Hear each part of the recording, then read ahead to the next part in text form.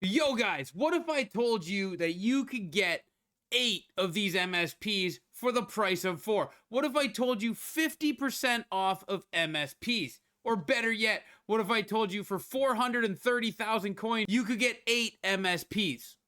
Would that intrigue you?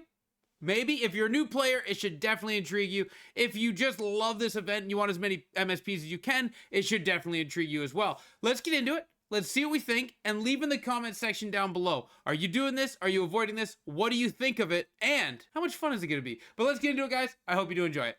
Okay, so without a doubt, these MSPs are solid. Noah Dobson, solid. Chris Pronger's unbelievable. Shanahan is solid. And Sveshnikov, of course, is always doing great things. He's always a great card. And Dostal will be a casualty of this one. He will not be on your team. Do not worry. So let's get into it. If you don't know, in the sets category, if you go under sets and you go all the way to the end, there is a lovely little set there that says turn in 3 89 pluses of this event and you get all 5 back. 3 which is our BND and 2 are untradeable. The reason this isn't bad is because it leaves you needing 4 MSPs to get 8 in the long run if they do this same system in week 2, which why wouldn't they, right? This is a great one. It says week 1. Why wouldn't they give us a week 2? So we're planning for a week 2. Now, what does that mean? Well, if you're turning in MSPs, you're turning in the ones you build, not ones you pack. If you pack a tradable one, you're selling it. If you have an untradeable one, you can turn it in if that's what you want to do. Remember, guys, this is either you're going to love it or you're going to hate it because it has BND cards in it. Now, when you build one of these cards, they are untradeable. So say, in my opinion, I love the Sveshnikov, the Pronger, and the Dobson. Well, if I build them, all 3 of them are untradeable, correct? So what I'm going to do is I'm going to trade all 3 of them in here and get 2 untradables and 3 BNDs back. Why this is important is because the 3 BNDs I'm going to take back are going to be the 3 that I want to use, right? So I'm going to keep BND Dobson, BND Pronger, and BND Sveshnikov. And then I'm going to use Shanahan on my team as well as an untradeable, and Dostal will be an untradeable. And the reason I'm taking Dostal and Shanahan as an untradeable is when this set comes out in week 2, those 2 go here. I only have to build 1 more MSP to get the week 2 all 5 the same way, right? So now I have the 3 that I already would have wanted, right? I wanted Dobson, I wanted Pronger, I wanted Sveshnikov. So now I still have those 3 on my team, but now I have 2 free MSPs that are untradeable that I can turn in to week 2 for 5 MSPs if I build 1 more, which you get enough stuff to build that 1 more for free in week 2, which is I'm going to talk about in a minute. So now I have the 3 I wanted, Sveshnikov, Pronger, and Dobson. And then I use the 2 untradables with 1 more from week 2, which now I have the 5 from week 2 to add to the 3, and all it cost me was 4 untradeable MSPs. That seems like a lot, but let's break it down. In the store, it's not here because I already got it, but in the store, actually it is here because 5 o'clock hit, my bad. In the store, you get this pack here, right? Which gives you 5 collectibles over 14 days. 5 collectibles over 14 days is pretty huge. That's 70 collectibles. That is 286s right there. And you get those 286s in the set where you exchange those collectibles, 30 of them, right? And we just got 70 of them out of the 14 days. So that gives you 2 in the 30 pack. That's pretty good. So we already have 2 of the 5 we need to get a free MSP. Well, if you look at Wildcard in week 1 and week 2, Wildcard gives you 35 collectibles. So that's 2 more in 2 weeks. So that's 4 86s as of right now. And then if you go to the moments or the objectives, obviously, you get 186 here. So that's 5. You do it twice. That gives you 6 86s. And then you get a ton of collectibles here. 15 to be exact. So that's 30 over 2 weeks. So now you're at 7 86s. And then going into moments, you get 82s, 82s, and an 84. Well, if you take all of those together, that can help you build more cards, right? So that would give you 284s in 2 weeks and 482s. So that 82s can build you another 84, which we'll go to that set in a second. So that's 384s.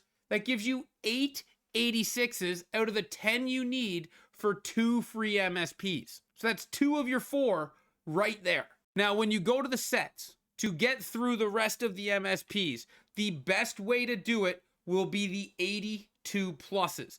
And the reason I say that is because if you go in here, the 86s are an astronomical price. They don't make sense. All right. You're going to see here, if I just check the 86 price, I'm going to put it up to like 130,000. And you're going to notice 113, 124, 95 is actually a very good price. And I'm going to show you why here in a second. 15 and 120. That's a lot, right? That's a lot of coins when you think about what you have to do. Well, look at how we can make it so much cheaper. 82s. You need 3 82s to make 1 84. And if you look at the cost of them, they can get them under for 5,000. So if you can get them under 5,000, you can get them cheaper if you can get a good little steal there. But that's 15,000 for an 84. And 3 84s, 15, 30, 45,000 for an 86. That's a lot better than what we just seen, right?